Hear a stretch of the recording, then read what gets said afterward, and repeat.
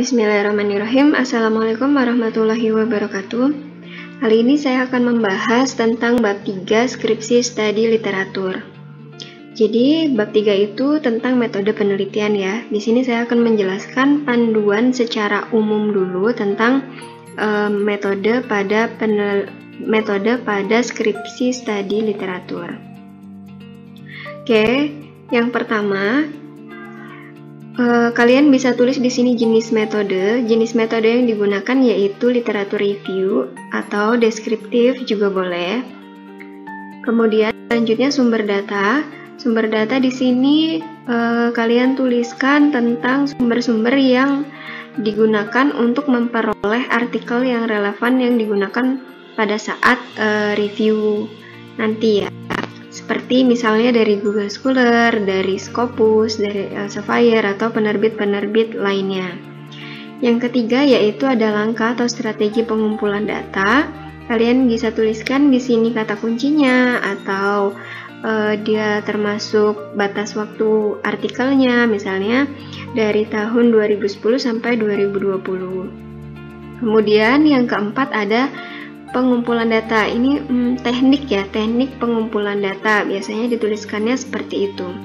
Jadi pengumpulan data itu memuat kriteria, ada dua, yaitu inklusi dan eksklusi.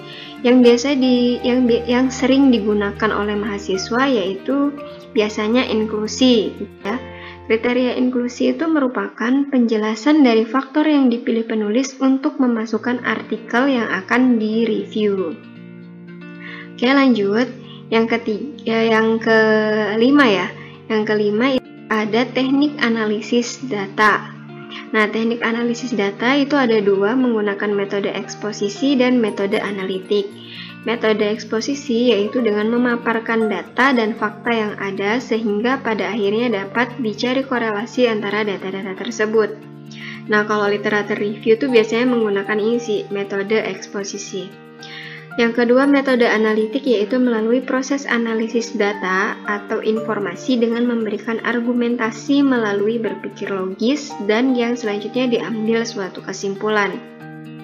Oke, ini juga bisa digunakan, tapi ini tingkatannya lebih sulit ya untuk mahasiswa. Jadi yang biasa digunakan itu adalah yang metode eksposisi. Jadi kita cari korelasinya aja, kemudian persamaan perbedaannya. Nah, untuk contohnya bisa dilihat, ini saya langsung kasih contoh ya.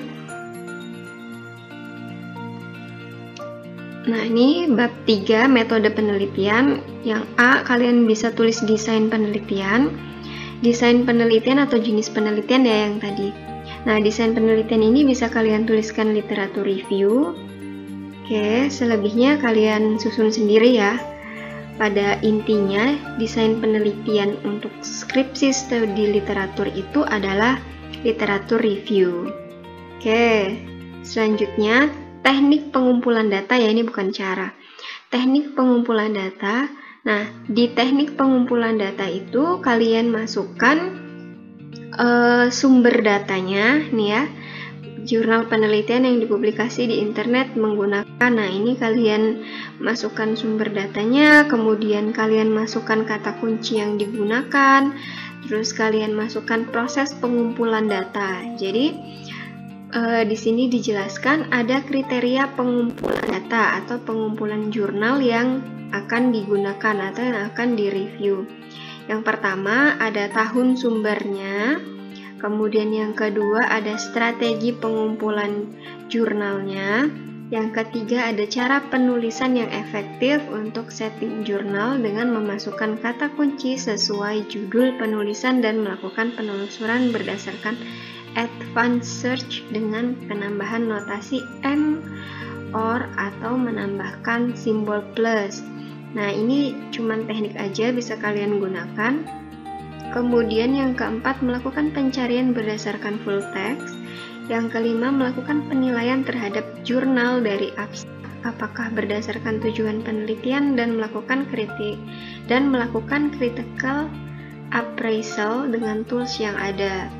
Nah, langkah-langkah untuk studi literatur bisa digambarkan seperti ini. Yang pertama, studi literatur, kemudian pengumpulan data, konsep yang diteliti, konseptualisasi, analisis data, hasil, dan kesimpulan. Oke, sebelum ke metode analisis data, jadi untuk skripsi studi literasi itu sebaiknya untuk memudahkan kalian bisa bikin tabel seperti ini. Jadi kalian buat judul, penulis, dan tahunnya di sini. Kemudian ada kolom negara, misalnya kalian banyak dari jurnal-jurnal internasional ya, kayak Elsevier dan lain sebagainya. Bahasa, kemudian tujuan penelitian, jenis penelitian, metode pengumpulan data, populasi dan jumlah sampel. Nah, ini hasilnya. Jadi kalian tulis setiap jurnal yang kalian gunakan untuk review nanti. Nah, setelah itu kalian cari perbedaannya apa, persamaannya apa, baru kalian analisis nanti di bab 4. Nah, untuk bab 4 hasil analisisnya nanti akan saya jelaskan di video selanjutnya. Oke, balik lagi untuk bagian yang terakhir itu ada ini ya, metode analisis data. Jadi metode analisis data yang digunakan adalah yang eksposisi yang tadi ya. Oke, di sini dijelaskan lagi jurnal penelitian yang sesuai dengan kriteria inklusi, kemudian dikumpulkan dan dibuat ringkasan jurnal meliputi nama peneliti, tahun terbit jurnal, rancangan studi, tujuan penelitian, sampel, instrumen, dan ringkasan hasil atau temuan berdasarkan tabel yang sudah saya jelaskan tadi itu ya.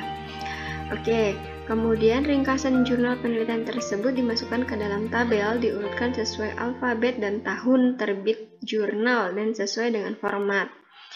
Nah, setelah itu, untuk lebih memperjelas analisis abstrak dan full text jurnal dibaca dan dicermati.